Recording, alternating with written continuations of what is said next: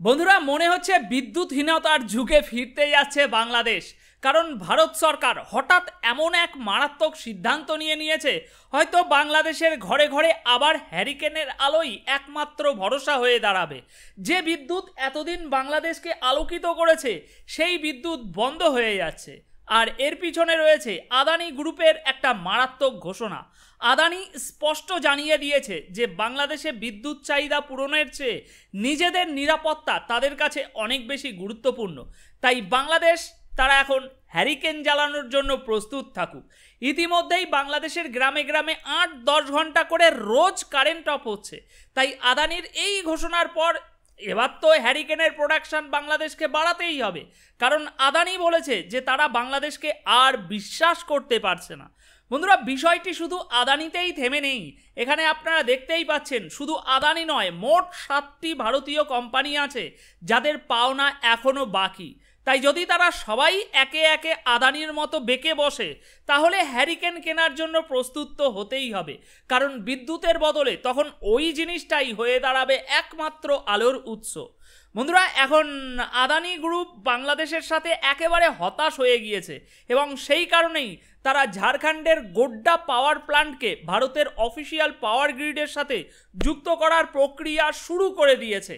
এই প্ল্যান্টটি বাংলাদেশ থেকে ভারতের সাথে সংযুক্ত করার কাজ এখন আনুষ্ঠানিকভাবে শুরু হয়ে গিয়েছে। কিছুদিন আগেই এরকম একটা খবর এসেছিল যে এরকম কিছু হতে যাচ্ছে এবং এখন আদানি আনুষ্ঠানিকভাবে গোড্ডা পাওয়ার প্ল্যান্টকে ভারতীয় পাওয়ার গ্রিডের সাথে যুক্ত করতে যাচ্ছে। কাজ প্রায় শুরু হয়ে গিয়েছে। তাই এই খবরটি 3টি প্রধান কারণে গুরুত্বপূর্ণ হয়ে উঠছে এখন।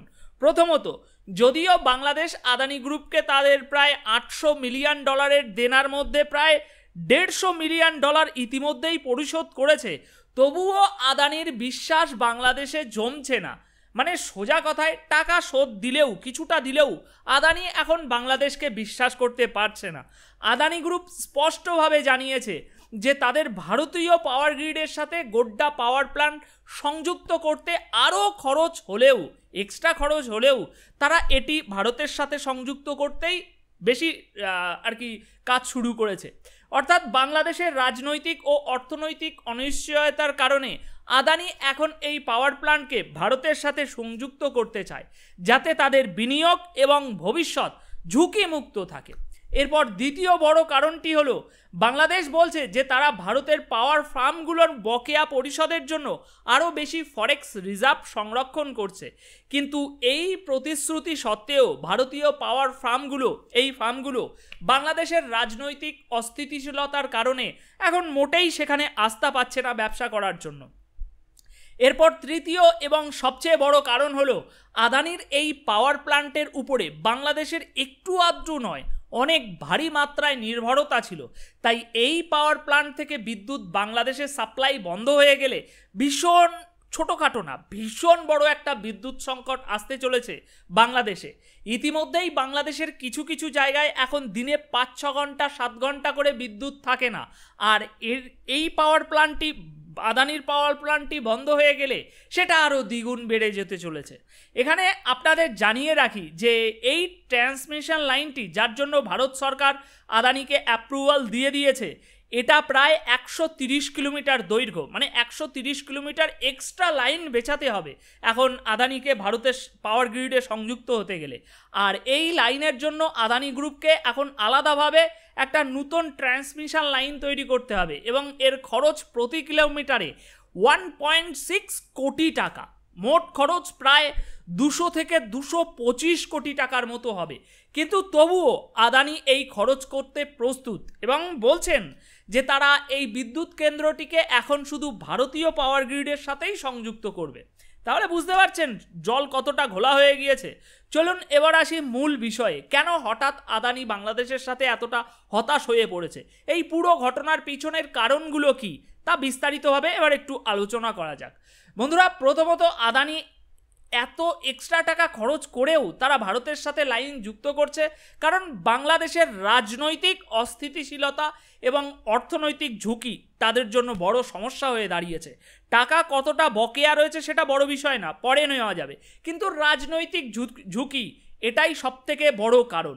এখন বর্তমান পরিস্থিতিটি এখানে আমি আপনাদের জন্য একটু সংক্ষেপে ব্যাখ্যা করি, তাহলে বুঝতে আরও সুবিধা হবে। বন্ধুরা, ভারত এবং বাংলাদেশের মধ্যে একটি বড় পাওয়ার এগ্রিমেন্ট সাইন হয়েছিল, যার অধীনে আদানি গ্রুপ তাদের ঝাড়খণ্ডে অবস্থিত গোড্ডা পাওয়ার প্ল্যান্ট থেকে প্রায় 1600 মেগাওয়াট বিদ্যুৎ উৎপাদন করছিল। আর এই ডিলের অধীনে গত বছর থেকেই বাংলাদেশে বিদ্যুৎ সরবরাহ শুরু হয়ে গিয়েছিল। এই টোটালটাই 1600 মেগাওয়াটই। আদানি গ্রুপ নিজেই একটি ট্রান্সমিশন লাইন তৈরি করেছিল, যা সরাসরি বাংলাদেশে বিদ্যুৎ সরবরাহ করত। এই ডিলটি বাংলাদেশে বিদ্যুৎ সরবরাহের ক্ষেত্রে অত্যন্ত গুরুত্বপূর্ণ ছিল, কারণ বাংলাদেশের জ্বালানি চাহিদা পূরণের জন্য এটি একটি বড় উৎস বলতে পারেন। তবে সাম্প্রতিক এখন আমরা যা দেখছি, এইসব অর্থনৈতিক এবং রাজনৈতিক অস্থিতিশীলতার কারণে আদানি এবং বাংলাদেশের মধ্যে সম্পর্ক মারাত্মক জটিল হয়ে উঠেছে, যা ভবিষ্যতে এই চুক্তির উপরে আরও প্রভাব ফেলতে পারে। তাই বাংলাদেশ টাকা দিতে পারবে না বলে হাত তুলে দেওয়ার আগেই আদানি তাদের ব্যবসা ঘটানো শুরু করে দিয়েছে এবং ফাইনালি ঘোষণা করে দিয়েছে যে তারা আর ওই গোড্ডা পাওয়ার প্ল্যান্ট থেকে বাংলাদেশে বিদ্যুৎ সরবরাহ করবে না, বরং তারা এই প্ল্যান্টকে ভারতীয় জাতীয় পাওয়ার গ্রিডের সাথে সংযুক্ত করতে যাচ্ছে। আর এর পিছনে সবচেয়ে বড় কারণ যেটা সামনে আসছে, পেমেন্ট নিয়ে সমস্যা। আমরা আগেই দেখেছি বাংলাদেশকে আদানি গ্রুপের $800 মিলিয়ন পরিশোধ করার কথা ছিল, কিন্তু তারা তা করতে পারেনি। আদানি জানিয়েছিল যে এই $800 মিলিয়ন মধ্যে অন্তত $500 মিলিয়ন পরিশোধ করাটা অত্যন্ত জরুরি, না হলে কাজ এগোতে পারবে না। কিন্তু বাংলাদেশের ইউনূস সরকার এখনো পর্যন্ত সেই টাকাটাও আদানিকে পরিশোধ করেনি। ফলে আদানি গ্রুপ এখন চূড়ান্তভাবে সিদ্ধান্ত নিয়েছে যে তারা গোড্ডা পাওয়ার প্ল্যান্টকে ভারতের সাথে সংযুক্ত করবে এবং বাংলাদেশে বিদ্যুৎ সরবরাহ একেবারে বন্ধ করে দেবে। এখন এই পুরো পরিস্থিতির কারণে বাংলাদেশের উপরে একটা বড় প্রভাব পড়বে।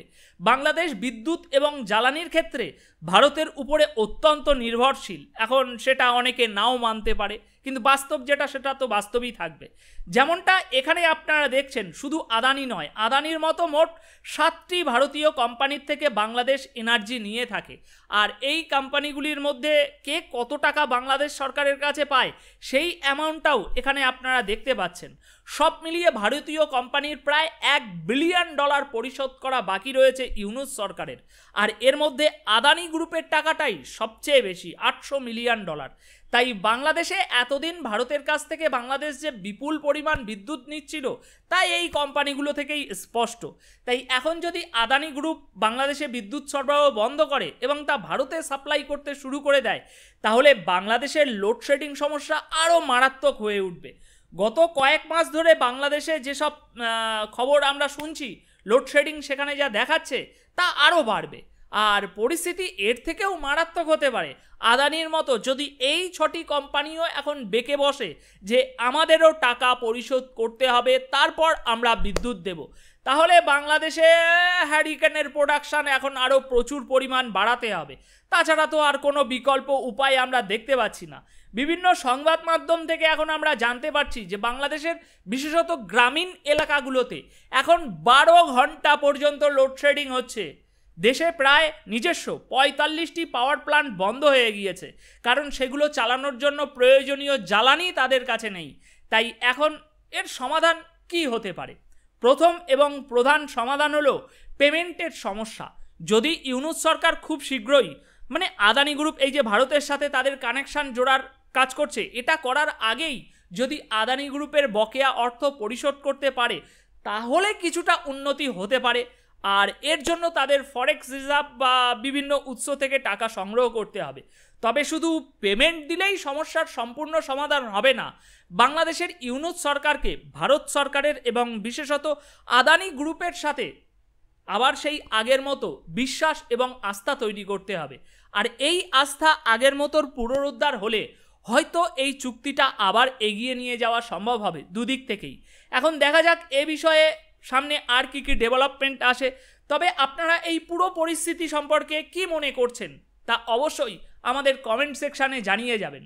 ধন্যবাদ, অনেক অনেক ধন্যবাদ।